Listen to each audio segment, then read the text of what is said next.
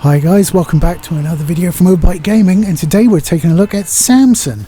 This is a game that released a couple of days back, and I spent more time than I really should have in it.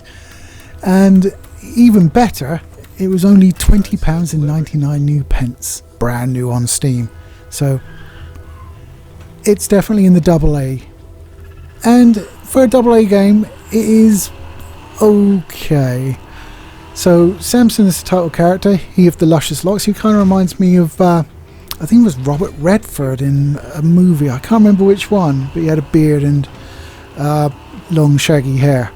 He kind of reminds me a little bit of Robert Redford in whatever movie that was. So he was a criminal, messes up a job, goes to prison. When he gets out, he returns to his hometown, but the badniks he was involved with want their monies. So they kidnap his sister, and you need to keep paying them back until you've paid them 100 grand is the start of the game. There is another storyline that goes through the game as well, which are basically just mission types you can go up to and just do when you want. And as you go through the game, paying off the debt, each time, over the course of time, the debt will rise. So what you need to get back a day will go up. Every time you go to bed, you need to pay off debt. If you can't, you might get some leg breakers turn up. Oh dear. So what is the game? The game is a melee stroke car racing simulator. Think GTA, but if like the out of the car stuff was primarily focused on punching people, which is what it is. You don't ever get your hands on a gun or anything like that, although there are guns in the game, and the best course of action is to not be around them, if you take my meaning, because they're always in the hands of your opponents, and the best place for you to be when they have guns in their hands is nowhere near them, because they will shoot you dead, as I found out to my cost. And that was the police. Imagine what the mafia would do. So in Tindleston, Samson has returned, as I say, to pay back the debt, and to do so he picks up jobs around the city. Now these jobs are of the criminal variety, and are either car or foot-based jobs. There is a fair bit of variety when you initially start playing, but after a little while you're starting to see, like, oh yeah, well, it's a different group, but it's the same thing I need to do to them. So it kind of gets a little bit old, if I'm honest, and some of them are more annoying than others. Me being me, because I suck at driving, still, I stay away from the car ones as much as possible. I don't mind doing the delivery ones, but the pursuit ones and evasion ones, I hate. There was a job I took where you had to get away from the police, and the police just managed to crash in the back of me, put me into a wall, pin me between the wall and the car so I had to get out. The policeman got out of his car. I fist fought him, knocked his ass out, and then a second car turned up. The two coppers inside there got out, and while I was beating up one of them, the other one shot me to death. So I was like, oh, okay, I was staying away from that. Is it fun though? It can be fun. I will use that qualifier with it, I think, because it's a little bit janky, a little bit buggy. The fist-to-fist combat, when it works, feels really good, but there's stuff that's not quite great about it, like the camera is too far in behind that Samson, and you will often see bad guys just, even if you got the like enemy indicator on, they're just like laser sights floating around you, so it's not really obvious where it's coming from. And so you'll be fighting one guy, and all of a sudden this other guy just pitching from off screen. Or you won't be fighting anybody, and all of a sudden you just be hit from behind. You'll be like, what the fuck was... And it's a bad guy that's just turned up. So you got stuff like that. You also have some animation problems in the fact that when you're fighting, the enemies have two bars. One is their health bar, the other one is like their stun bar. I don't know what they're actually calling it, but stun bar will do. Once you've depleted all of the stun bar, you can do like a finishing execution move without finishing all of his health. And when you initiate those moves, sometimes you'll just see them sort of glitch into place so they can do the move properly. which I'd probably rather have glitching into place rather than like doing a move on a guy that's 3 feet above you or something, which I've seen before in other games. So you kind of makes your money and pays your money and makes your choice even in that regard. Obviously, when you're beating people up and stunning them, different enemies stun at different rates, and higher level ones you'll end up just flat out depleting their health before you actually get them stunned. Samson himself has a variety of light and heavy attacks, which are based on the right bumper and right trigger. But that's about it. I mean, you can pick up weaponry to hit them with. These always break, even if it's something like a hammer that's actually been manufactured to hit things, that will still break. And it will just do a little bit more damage. Personally, I like using the fists better than the weapons, but that's just me. You can also parry. Parry is... I prefer dodging personally, but parrying will go through. Parrying is on the left bumper, and if you parry, you'll just block. Sometimes you'll push them back. Other times, if you perfect block, you actually counter them as well, which is obviously good. And on the B button, you have evade, or the circle button if you're using a PlayStation controller, I guess. Which means you just back off or roll out of the way, basically. And as soon as you come out of that, you can combo that into a kick, which is just like a kick in the gut, like old Stone Cold used to do when he was setting up the stunner, that sort of thing. So that's essentially all there is to the combat. You do have an adrenaline system, which will build up when you're in combat, and then by pressing both sticks, you get a damage boost.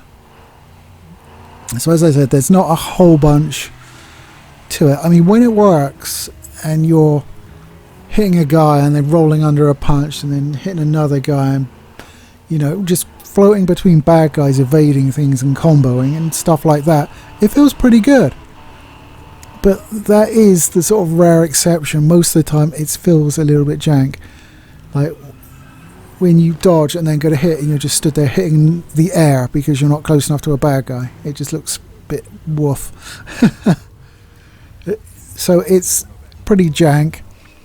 The driving, it handles okay. It's not the best handling sort of cars I've ever played, but it's fine. You do have missions where you need to take down other cars just by ramming them. You do have turbo, so nitrous oxide. You can side ram them, so you just hit them until they go. It doesn't appear to damage your car when you're in a sort of offensive hit, but you know, so if you're like going fast in there and slamming the back of them, your car doesn't seem to get damaged, but their car does. Whereas obviously if they go into you, then your car will get damaged. Once you complete a mission, sometimes you'll have to evade that mission's sort of minions or the police, or just generally if you've done something unlawful and the cops spotted you, then that can be an issue as well. So you need to drive. It's very GTA in its implementation of it. So you have where you commit, where you were last seen, and then a ring around that. You drive out that, and then a cooldown meter will appear, and it will cool down. And you can like try and hide and turn off like your engine to help with that. So I, you know, me being me, I drove away, and then I went down like a little alley just between blocks, and like, no one's going to come down here. Turn my engine off, sat there. Oh no, it's like instead of turning my engine off, it's like I launched a fucking flare. The police fucking came from both ends, didn't they, bastards? I was like, what? I'm sure there's something there that tells them where you are. Yeah, I'm on to you, boys. So this is done by Liquid Swords. They are, I think, they are first-time developers. I can't see any other thing they've done. Apparently they're not affiliated with the Wu-Tang Clan, if you were wondering. So there we are. But they may have been fans. So I mean, it's good for a couple hours of fun. It's certainly not priced excessively. This is probably what it's worth, 21 quid. I mean, there's enough in there to have fun with, but it gets pretty repetitive pretty quickly. There are some frustrations with it. For instance, as you earn money through the jobs, they have like noon, evening and night. Some jobs are only available at certain days of times of the day, and you also have action points that you can use. So if you need to redo a job, you can do it for like an action point. And once you're out of those, you've got no choice but to go home and go to bed and, you know, make that day's payment. Unfortunately, if you die, you lose all of the money. Like, there's nowhere to put the money other than on yourself, and if you die, it all goes away. You can get, there is a skill tree which gives you different perks, so it will maybe like being able to carry extra health items, stuff like that. But one of the ones on there also allows you to retain some of the money if you die, and I think you can retain up to 40% of it. So as you go through and get the skills, because there's 4 trees, one in each tree, that allows you to do that, you will retain it. But like, if that's the last job you were doing of the day and you get killed, you're gonna have to go home and pay nothing essentially because you don't have any money. So I found that pretty aggravating. So the bad guys have kidnapped your sister, Una. Which, I don't know, his name's Samson, so I can't really rag on Una, can I? But yeah, so occasionally you'll get phone calls from her and from your mates who you used to run with, and that sort of leads into the other storyline aspect of it, when you go to meet them at a bar and then someone bursts through the front door, unloads a Tech 9 at you, and then they try and get away, and you take down one of them and then have to go and find out who it is, and it's a whole thing. The storyline isn't really anything you haven't seen anywhere else before. It's not original.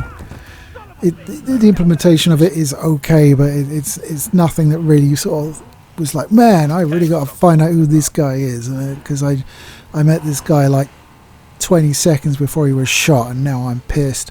So nah, I wasn't really drawn in. It was just an excuse to do more punching, really, which is the highlight of the game, even if it is jank, if I'm fair. Well, I may have misspoke actually, because the city is probably the highlight of the game. Now, it's not very big, Tyndallston as it is known, or Tidalston, I can't remember, but it does really look nice and lived in. They've done a really good job of having an atmosphere to it. I'm not American, so I've never seen cities like this, obviously, outside of shows and things. But I've heard other people state that, yeah, it looks like an American city. So I think they've done a good job. There are things you can do outside. There are magazines you can collect, car and like combat ones. Combat ones will increase, I think it's your adrenaline meter, so it stays lit for longer. I've actually found a car one, so whatever. I was never really interested in the cars anyway.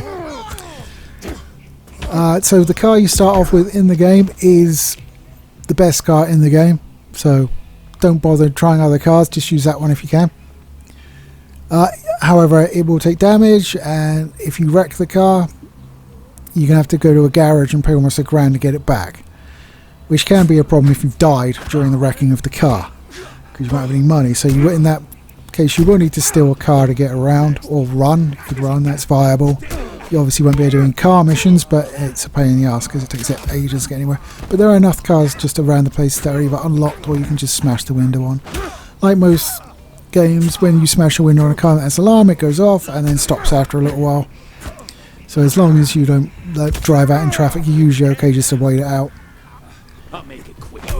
But yeah, so I mean, there's not a great variety of vehicles, if that's your thing.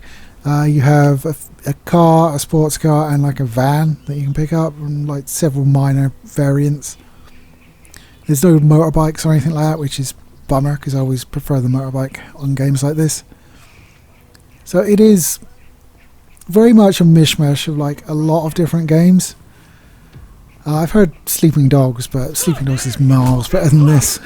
It's probably cheaper, so if you're looking for a good action fix, I'd recommend that instead of this, but there you go. Also, guns are fairly rare in that game as well, although you can use them. So, Samson, for what it's worth, is an okay game. It's certainly, you know, the money they're asking for is not above its worth, in my opinion. And from a recent post from the developer, they are apparently going to be polishing and squishing any bugs. I personally didn't see any. I had it up on top whack, performance-wise, with quality DLSS on and ray tracing off, and I was high 40s to low 70s. The low 40s was where I think it may have a leak, because my frame rate was like dropping the longer I played in one session. So, and my graphics card utilization was going down as well. So it wasn't like it just couldn't keep up. It was like it wasn't asking for as much.